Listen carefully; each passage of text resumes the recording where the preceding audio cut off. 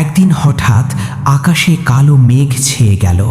কয়েক ঘন্টার মধ্যেই মুষলধারে বৃষ্টি শুরু হয়ে গেল।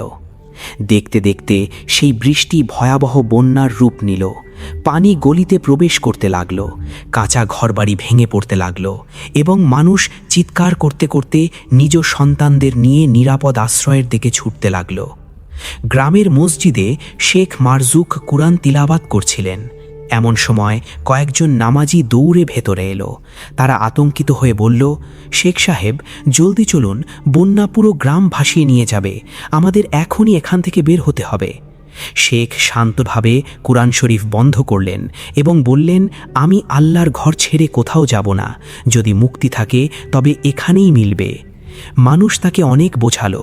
এক ব্যক্তি বলল, হজরত নূহ আলাইহিস সালামও তো আল্লাহর নবী ছিলেন, কিন্তু আল্লাহ তাকে নৌকা তৈরির নির্দেশ দিয়েছিলেন। তিনি কেবল দোয়ার ওপর নির্ভর করে বসে থাকেননি, বরং আল্লাহর নির্দেশ অনুযায়ী উপায় ও মাধ্যমও অবলম্বন করেছিলেন। শেখ উত্তর দিলেন, আমার বিশ্বাস আল্লাহ আমাকে এখানেই বাঁচিয়ে নেবেন। লোকজন অসহায় হয়ে সেখান থেকে চলে গেল। কিছুক্ষণ পর পানির উচ্চতা আরও বেড়ে গেল। এবার এক প্রতিবেশী নিজের ঘোড়া নিয়ে মসজিদে পৌঁছল। সে বলল, শেখ সাহেব, ঘোড়ায় উঠে বসুন, এখনও সময় আছে, আমরা নিরাপদ স্থানে পৌঁছে যেতে পারব। শেখ আবারও প্রত্যাখ্যান করে বললেন, আল্লাহ চাইলে আমাকে এখানেই বাঁচিয়ে নেবেন। প্রতিবেশী আফসোস করে মাথা নাড়ল এবং চলে গেল। এখন বন্যার পানি মসজিদের দেয়াল পর্যন্ত পৌঁছে গেছে। কয়েকজন যুবক নৌকা নিয়ে এলো এবং ডেকে বলল, শেখ সাহেব, এটা শেষ সুযোগ, আমাদের সাথে চলুন, নয়তো দেরি হয়ে যাবে।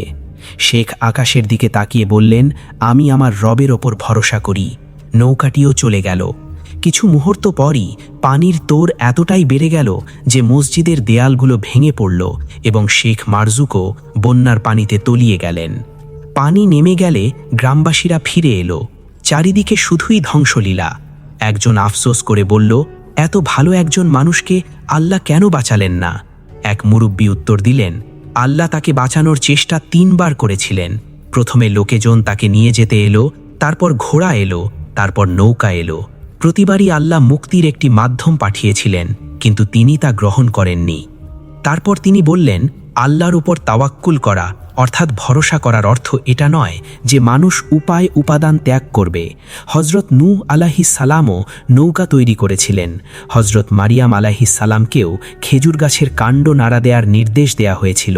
আর রাসূলুল্লাহ সাল্লাল্লাহু আলাইহি ওয়াসাল্লামও হিজরতের সময় গুহায় আশ্রয় নিয়েছিলেন এবং সফরের পূর্ণ পরিকল্পনা করেছিলেন।